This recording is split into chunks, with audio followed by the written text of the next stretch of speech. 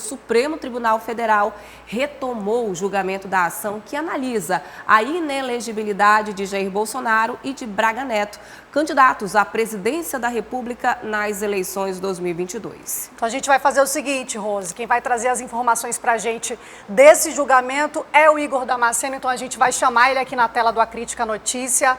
Oi, Igor, boa noite para você. Conta pra gente como é que tá nesse momento o julgamento, quem é que já falou até agora. Boa noite mais uma vez.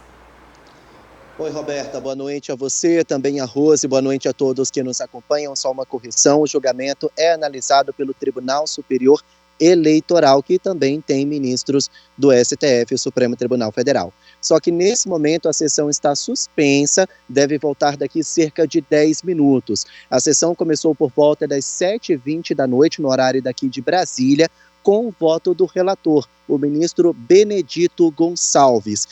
Todo o voto dele está num documento que reúne quase 400 páginas, só que a 1h30 ele apresenta uma versão resumida. A gente não sabe a quantidade de páginas, mas esse resumo já dura 1h30 e ele precisa ler esse resumo para não gerar algum tipo de jurisprudência. Pelo que a gente analisou até agora da fala de Benedito Gonçalves, ele deve votar pela inelegibilidade do ex-presidente Jair Bolsonaro e de seu candidato a vice, o Walter Braga Neto. A previsão é que a sessão de hoje vá até a madrugada e pode ser que alguns ministros não consigam registrar o voto.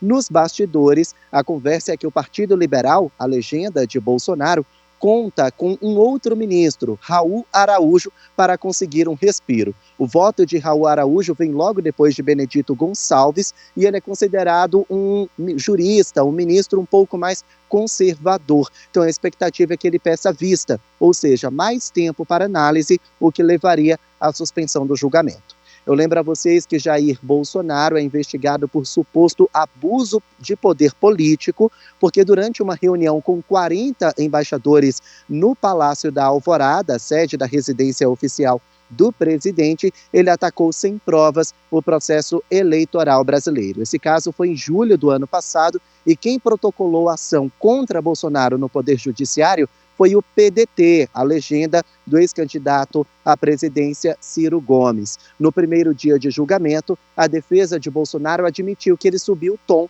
nessa reunião, mas pediu como punição apenas o pagamento de multas e não a inelegibilidade, que seria severo demais.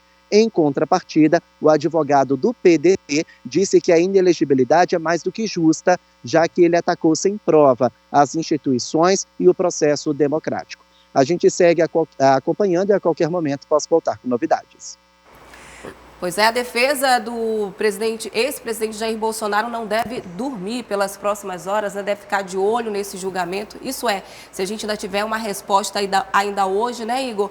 Mas é claro que, Roberta, já é esperado um resultado negativo para Jair Bolsonaro. Haja vista que a gente tem 7 ministros ali do Tribunal Superior Eleitoral. Desses 7, 5 foram indicados pelo então presidente agora Lula, que dá a entender que eles votariam pela inelegibilidade de Jair Bolsonaro. Então, digamos que ele já está preparado para o pior, né? Tudo indica que Jair Bolsonaro deve ficar sem concorrer às eleições pelos próximos 8 anos. A gente lembra que esse julgamento começou na semana passada, você acompanhou aqui no A Crítica Notícia, teve essa suspensão, né, e retomada hoje, prevista hoje para esta terça-feira, 27 de junho, como o próprio Igor Damasceno, que está lá em Brasília ao vivo acompanhando e trazendo tudo para a gente aqui sempre em primeira mão. Nesse momento, como ele mesmo falou, o julgamento foi suspenso, mas é isso, né, Rose? A expectativa é essa mesma. Né? Dificilmente teremos uma surpresa em relação ao resultado, né? Por falar nisso, Igor, ele permanece calado, não falou pelas redes sociais, a defesa dele também não teve nenhum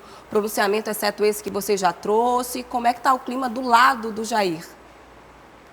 Olha só, Rose, pelo que a gente tem visto, o Jair Bolsonaro ele tem falado meio que nas beiradas. Ele já disse que quer ser candidato a vereador pelo estado do Rio de Janeiro, que é o estado onde ele representa nas próximas eleições municipais e também para o parlamento de cada estado. Só que o Partido Liberal, a conversa de bastidor, é que a legenda já trata a inelegibilidade de Jair Bolsonaro como certa e quer a esposa dele, a ex-primeira-dama, Michele Bolsonaro, para se candidatar à presidência de 2026. Bolsonaro tenta um pouco se esquivar, inclusive no primeiro dia de julgamento ele acompanhou de Porto Alegre e não daqui de Brasília, mas o partido já vê essa inelegibilidade dada como certa, viu?